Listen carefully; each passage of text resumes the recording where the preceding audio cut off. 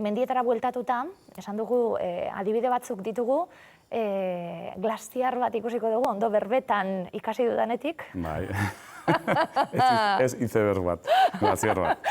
Esan diot kafi hartzen, zirri, ze irudi ikusgarrezek, izeberranak esan dit, ondo ikasi berbetan. Bai. Hau glaziarra da. Bueno, esan dugun bezala, mendiak dira, klima aldaketa oso ondo ikusten den leku bat, ez? Temperatura igoera altuago dalako. Pirinioetara goaz? Pirinioetan oso ondo ikusi daiteke. Azkenean ondoria da, glaziarra desagertu daitezkela. Eta hemen Pirinioetan dauzkagu, Europan dauzkagun hegoalden kokatu dauden glaziarrak, eta glaziarrak desagertzen ari dira. Duela gutxi publikatu zuten zenbait ikerlariek, marka gutxi batzuetan desagertu daitekela, eta oso ondo monitorizatuta daude, eta begira hori adibidez perdidoko glaziarra, ez?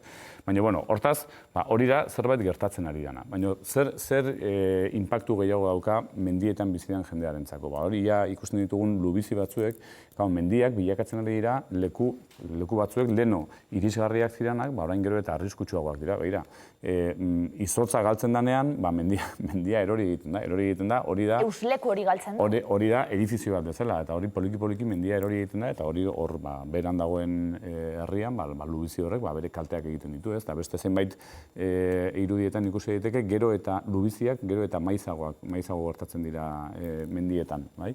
Orduan, bueno, hori bai da zerbait, bertan bizitzen jendearentzako preokupazioa dana, ez? Gero, adibidez, mendizaleentzako badaude ruta asko mendizaleak leno egin zituztenak eta gaur egun ezin dituztenak egin, arriskutsuak direlako, seraksak edo glaziarrak edo harriak erori daitezkelako hor ikusi, adibidez hau da ikaragarria, hor ikusi nola mendia hori gertatu zen Italian, ikusi nola mendia erortzen da mendi guztia goiti bera.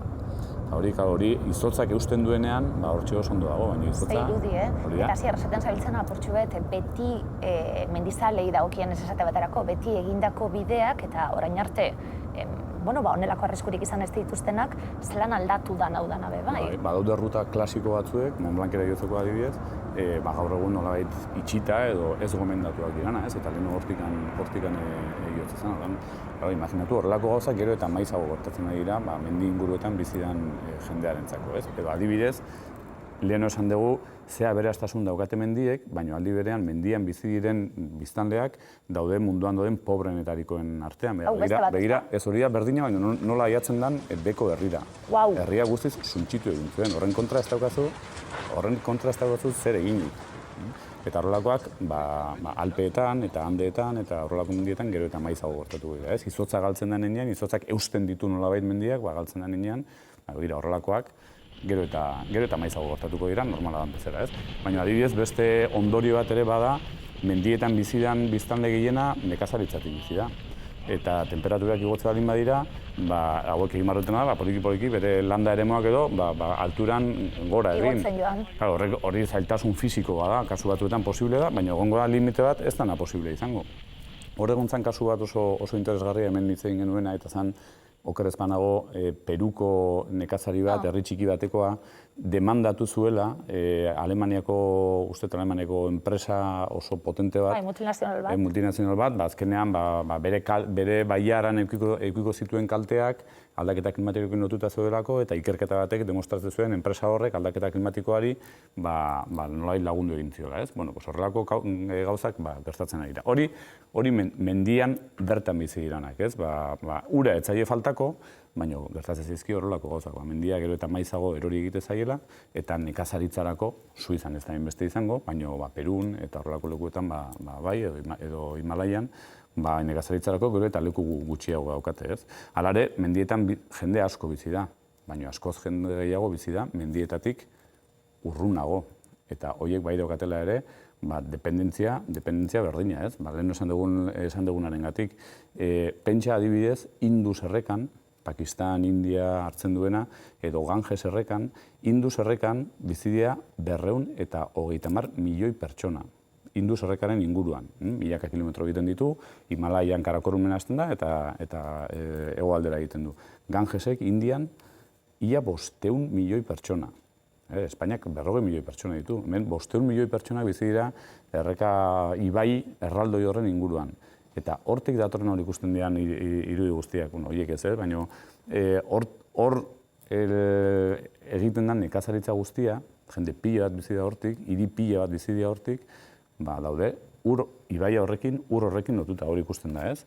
Horren, karo, azkenean, Karakorumen dauden glaziar horiek urtze baldin badira, erreka horrek ur gutxiago edukiko du, oso simplea da hori ulertzen. Eta erreka horrek ur gutxiago baldin badauka, afekzioa ez da bakarrik goran bizi dienentzako, afekzioa da milaka kilometrotara bizi dienentzako, ez? Eta hori da zerbait erreala. Orduan, gaur bertan, Madriden aurkeztu da, ikerkuntza bat esaten duena, mantentze baldin bada, Pariseko protokoloa, hau da, 1,5 gradutan, 1,5 gradutan, Alpeetako, Andeetako, Islandiako, Rokosetako glaziar gehienak gutxi gora bera aguantatu dezaketela.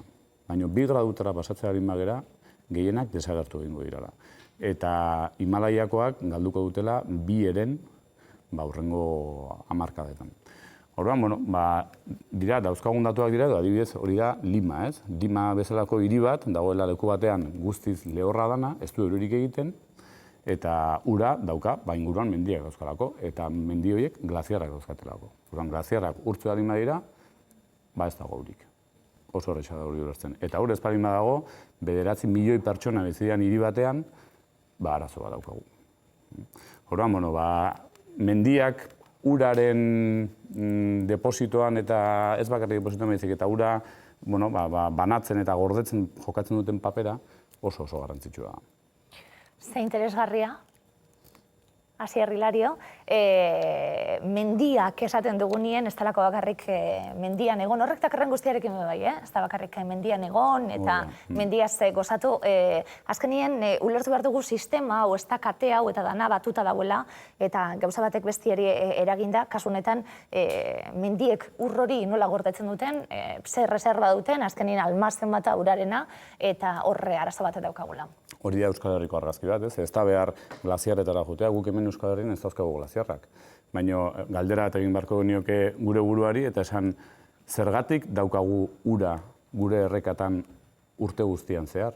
Euria egiten duenean, errekak gora egiten du. Bale, oso ondo, baina gero dauzkagu 30 egun euririk egin gabe eta errekak jarraitzen dute funtzionatzen. Eta udara guztian zehar gure errekek, gure ibaiek ura daukate.